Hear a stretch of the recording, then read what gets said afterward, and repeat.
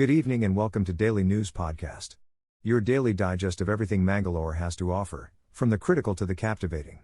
Join us as we delve into today's top stories. The BJP in Mangalore is set to hold a Jana Krosha Yatra in Dakshina Kannada on April 9th to denounce the price hikes and reservations in government contracts for Muslims.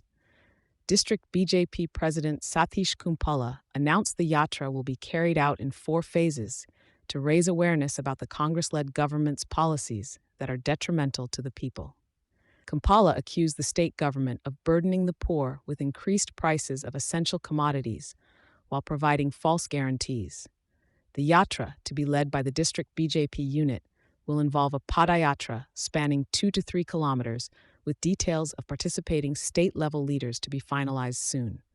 Kumpala criticized the frequent price hikes under the current government, highlighting rising costs of milk, electricity, petrol, and various services, directly impacting citizens.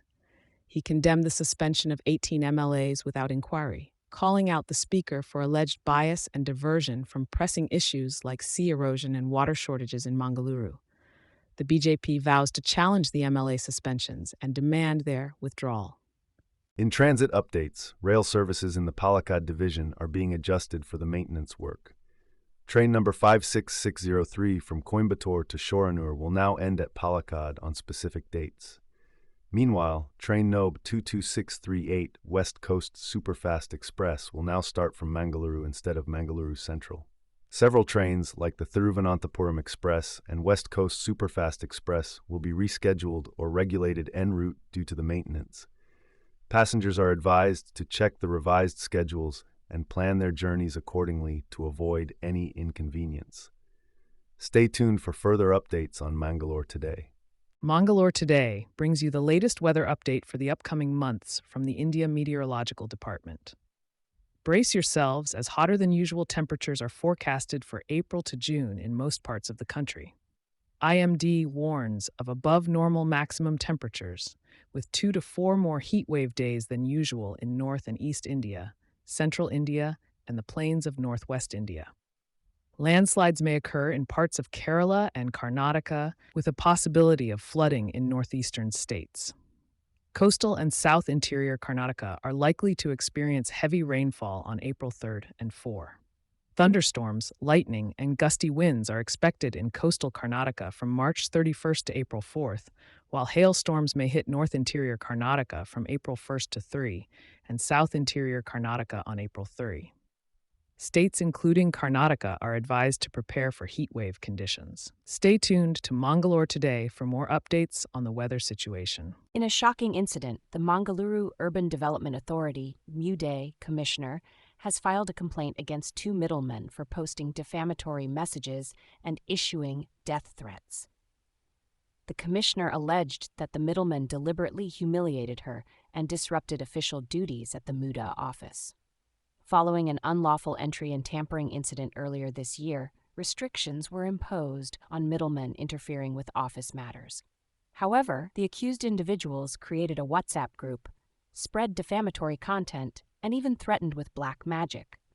The commissioner reported these actions to the Urwa police, citing criminal intent and attempts to disturb public peace. Stay tuned for more updates on this developing story. In Mangalore, a mysterious dead body was discovered at Bakarnakadi. Police officials, led by Commissioner Anupam Agrawal, swiftly responded to the scene, where they found the decomposing body of a middle-aged man. The property where the body was found is owned by Ramesh, who reported the incident.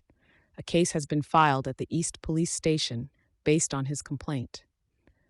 During the investigation, an OPD slip from Wenlock Hospital was discovered near the deceased. Records show that the man was admitted to the hospital after an alcohol-induced fall in February.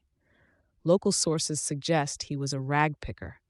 Authorities are now working to identify the man, as only his first name was mentioned in the hospital records. Stay tuned as the investigation unfolds in Mangalore. Tragedy struck Brahmavar as a young student. Vamshi Shetty lost his life in a tragic accident at Mahesh Hospital Junction. The boy was fatally hit by a speeding car while crossing the road. Despite being rushed to Mahesh Hospital, he could not be saved. The locals are now demanding increased safety measures at the accident-prone junction to prevent such incidents in the future. In a recent crackdown on a burglary case in Udupi, 3 individuals from a Punda village have been apprehended by the Bangalore police. The accused, Yathiraj Mahesh and Karthik, were found in possession of stolen goods valued at almost 3 lakhs. The stolen items, including jewelry, a laptop, and mobile phones, were recovered by the authorities. The robbery took place in the residence of Janardhan in Apunda, while the family was attending a Yakshagana performance on March 10th. The incident was discovered upon their return, leading to a prompt police report. In a show of dissent, the Udupi unit of the BJP took to the streets in protest against the state government's alleged neglect of the district. Led by MLA Yashpal Suvarna, the protesters criticized the state budget for its lack of funding towards Udupi's development. The demonstration saw the participation of other prominent leaders, including MLAs Harish Punja, Sunil Kumar, Suresh Shetty, Gururaj Gantihol, as well as former Minister Pramod Madwaraj and several party workers.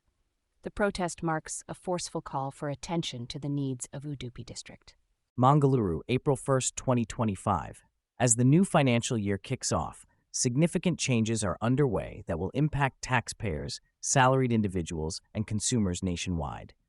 Individuals earning up to 12 lakh annually will now be exempt from income tax, with a standard deduction of Rs 75,000 set for salaried individuals, increasing the tax-free income to Rs 12.75 lakh. Additionally, a unified pension scheme for central government employees will be launched from April 1st, offering retirement benefits.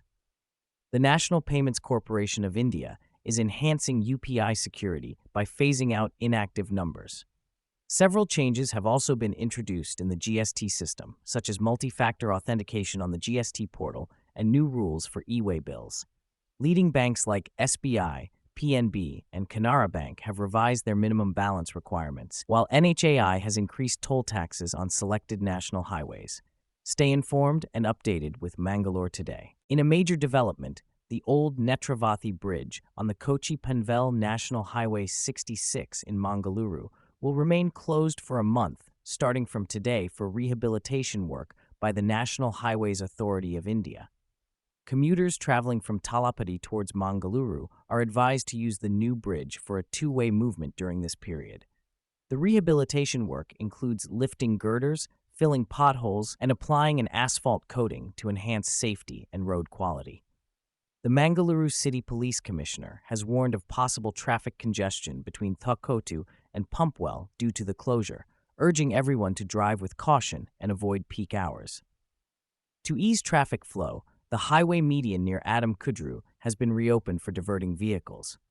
Alternative routes have also been suggested for motorists to reach their destinations smoothly. Stay tuned for more updates on Mangalore Today. In a bizarre incident in Sulia, a car driven by the daughter-in-law of cooperative leader Nityananda Mundodi lost control and fell onto the roof of a house in Chirikal. Fortunately, the driver escaped unhurt, but the house suffered damages. The mishap occurred when a water bottle got stuck under the car's brake, causing it to veer off course. The car was also heavily damaged and had to be lifted by a crane. The timely escape of the driver averted a major tragedy in the low-lying area near Chirikal.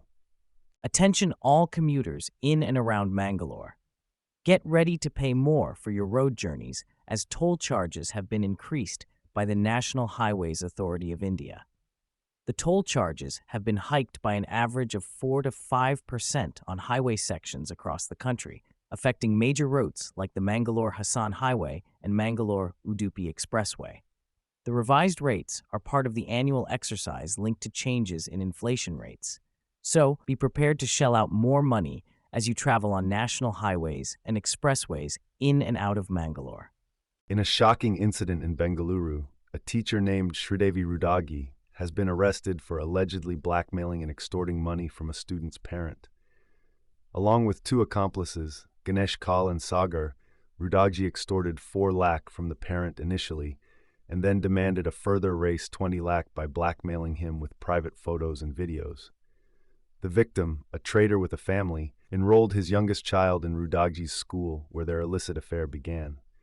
The situation escalated when Rudagji demanded Rs 15 lakh and later visited the victim's home to demand more money.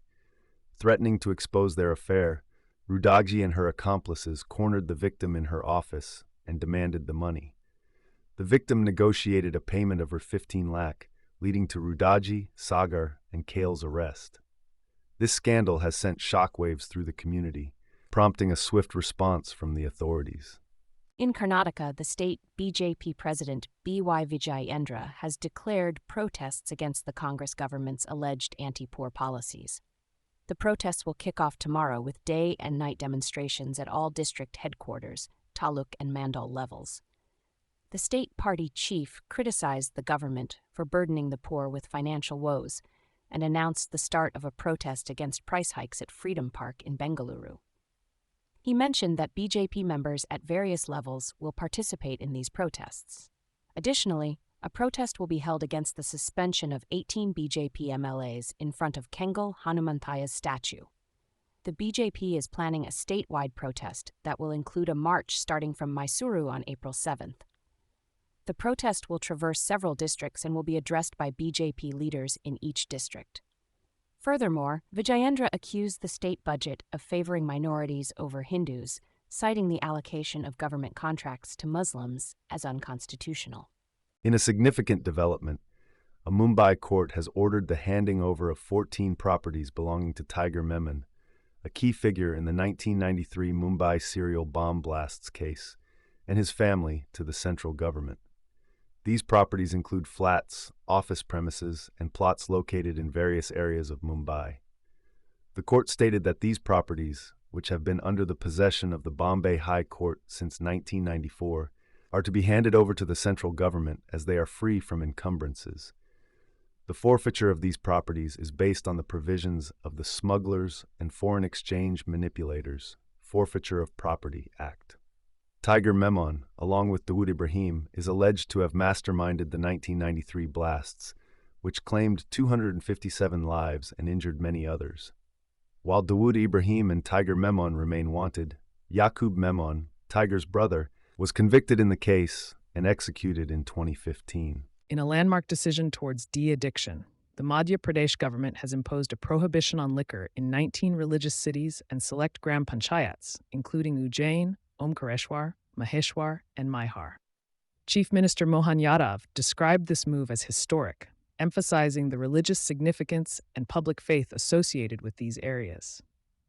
The ban, effective immediately, will see the closure of all liquor shops and bars within the urban and rural limits of these sacred places. Ujjain, known for the revered Mahakal Temple, and Amarkantak, the source of the Narmada River, are among the locations impacted by this decision. This prohibition encompasses towns like Mandleshwar, Orcha, and Chitrakoot, as well as village panchayats like Salkanpur and Kundalpur. The state government aims to promote a substance-free environment and honor the spiritual essence of these revered locales. Mangalore Today brings you the latest update on the tragic earthquake in Myanmar. The death toll has climbed to 2,065 following the 7.7 magnitude quake that shook the nation. Over 3,900 people have been reported injured, and more than 270 individuals are still missing. Rescue operations are ongoing as the search for survivors continues amidst the widespread destruction caused by the powerful earthquake. Myanmar's emergency services are working diligently to provide assistance while urging the public to remain calm and cooperate with official directives in this time of crisis. The global community has extended their sympathy and offered support to help Myanmar in its recovery efforts. Stay tuned to Mangalore Today for further updates on this developing situation. In an unprecedented breakthrough, Karnataka police nabbed a notorious gang of 6 robbers who were involved in stealing 17.7 kilograms of gold from the Nyamati branch of the State Bank of India in Davangere. The stolen loot was cleverly concealed in a well in Usulampati town in Madurai district, Tamil Nadu. The culprits, identified as Vijay Kumar, Ajay Kumar, Abhishek, Chandru, Manjunath, and Paramananda, were apprehended by the authorities. Shockingly, another gang from Kakrala in Uttar Pradesh was also exposed for carrying out bank heists in southern India. The masterminds behind the Nyamati robbery employed similar tactics as the Kakrala gang, targeting banks in remote locations and executing their heists with precision. The Kakrala gang members, Gudu Kalia, Aslam, Hazarath Ali, Kamruddin, and Babu Sahan, had been evading the police for years, implicated in several thefts across Karnataka. The collaborative efforts of law enforcement from various states have finally brought these criminals to justice. In a press conference, NASA astronaut Sunita Williams expressed her amazement at the beauty of India from space. She shared her experiences of flying over the Himalayas and described the country as a network of lights from big cities to small towns. Sunita, who has roots in Gujarat, looks forward to visiting India and collaborating with the Indian Space Research Organization, ISRO. She mentioned the upcoming Axiom mission, which will include Shubhanshu Shukla, India's second astronaut after Rakesh Sharma. Prime Minister Narendra Modi welcomed Sunita and her fellow Crew 9 members back to Earth after a prolonged mission to the International Space Station. Modi praised their determination and said that space exploration is about pushing human potential. The Crew 9 astronauts, including Sunita, Nick Hague, and Butch Wilmore, returned to Earth on SpaceX's Dragon spacecraft after facing challenges during their mission. Sunita hopes to share her space experiences with the people of India and is excited about the country's advancements in space exploration. We thank you for watching today's news roundup. To dive deeper into our stories, please visit our website at mangaloretoday.com. And to never miss an update from us, click that subscribe button. Here's to staying connected. Good evening.